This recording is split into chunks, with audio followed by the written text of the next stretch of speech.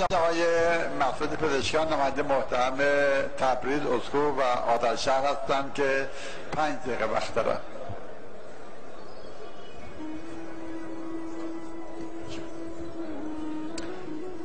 بسم الله الرحمن الرحیم.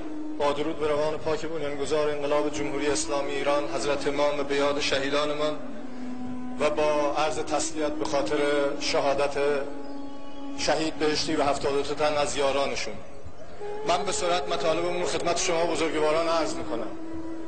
با تأیید بر قانون مداری و بیانات مقام معظم رهبری، بر اساس همون قانون دلم میخواد چند تا حرف بگم خدمت شما. شهید بهشتی میفرمایند که من برخورد تلخ صادقانه رو بر شیرینی برخورد منافقانه ترجیح میدم. حضرت علی علیه السلام شهید مطهری در کتاب داستان راستان مثالی از حضرت علی و یک مسیحی رو میاره که کار به دادگاه میکشه به خاطر زرهی که از حضرت علی گم شده بوده و دست مسیحی بوده. در دادگاه حضرت علی که معصومه محکوم میشه و چون شاهد نمیتونه بیاره مسیحی آزاد میشه.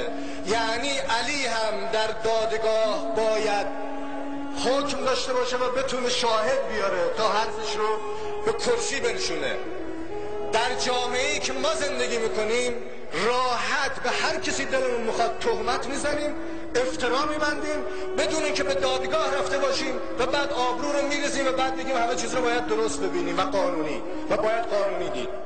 حضرت علی علیه السلام در نامش به مالک اشتر میفرمایند که فملک هواک و شح بنفسک ما لا یحل لک فان الشح بالنفس الانصاف منها فيما حبت و کره.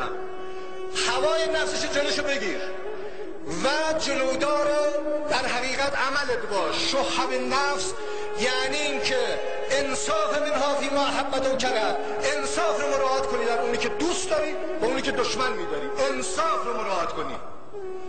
نشر قلبک الرحمه للرعیه و المحبت لهم و اللطف بهم، با تمام وجودت به مردم مهر بورز، عشق بورز و از مردم دفاع کن. فلا تکونن علیهم سبعا ضاریا تختم اکلهم، برای مردم مثل یک حیوان وحشی نباش که به جونشون بیفتی و لط و پارشون بکنی. فانهم صنفان، این مردم دو دستن، اما اخ لک فی الدین اما نظیر لک فی الخلق، یا برادر دینی تو یا خلقت با تو برابرن. یفرط منهم الزلل و تعرض لهم العلل و یعطى علی ایدیهم فی العمد و الخطا، گرفتار میشن، مشکل دارن، خطا میکنن عمدن و یا سهوا. فاطم من عفوک و صفحک، بگذر از اینا، با رحمت و گذشت با اینا برخورد کن. اینا مردمن، باید با گذشت و مردم برخورد کرد. سهوا و عمدن اگر اشتباه بکنن. فقط در آخر میاد میگه فقط استکفاک الله و ابتلاک بهم، تو رو داریم به اینا امتحان میکنیم. ولا تردم الله علی عفو ولا تبجحن بعقوبت ولا تسرعن الى بانیت وجدت فیها مندوحه ولا تقولن انی مؤمر آمر فوتا. وقتی میتونی گذشت کنی گذشت کن، وقتی میتونی مداخله تند نکنی، تحریک نکنی، نزنی نزن. نگو من امیرم امر میکنم دیگران اطاعت باید بکنم. ولا تقولن انی مؤمر آمر فوتا، من امر میکنم هر کی صداش در بیاد پدرشو در میارم. این مردمه، با مردم باید مثل مردم برخورد کرد، مثل انسان برخورد کرد و با انسانیت.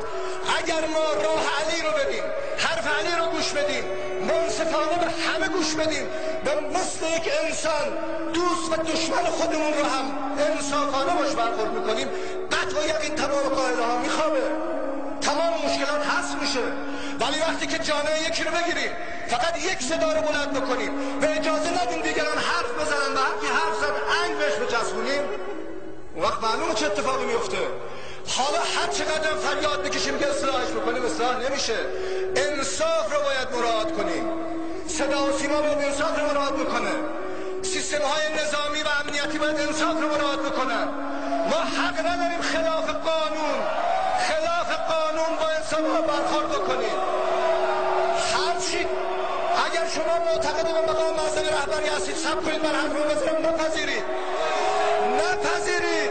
ببینید اگر ما ولایتی هستیم، ملت شریف ایران بدانند این پیام مال حضرت علی است.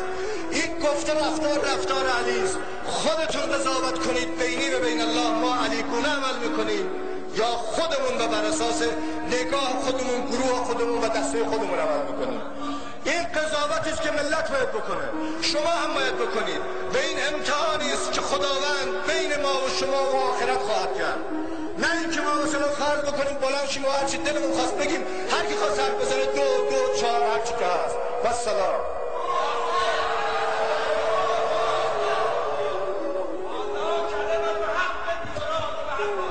آقای حاج بابایی دستور برق اعلام بفرمایید.